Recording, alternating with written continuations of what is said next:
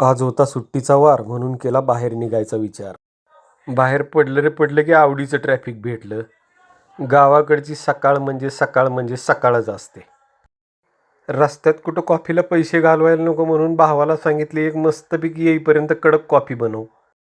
कॉफीचा आस्वाद घेऊन त्रिकूट निघालं पुढच्या प्रवासाला. पुढं गेल्यावर कळलं एका कार्यक्रमाला हजेरी लावायची.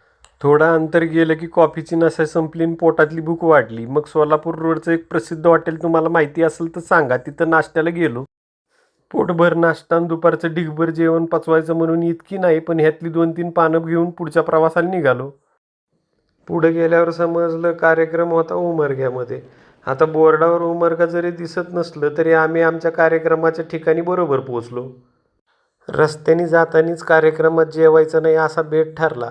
झणझणीत आणि गावरान असं काहीतरी शाकाहारी जेवायचं ह्या हेतूने प्रेरित होऊन निघालो आणि पदरी काय पडलं ते बघूयात पुढच्या भागामध्ये.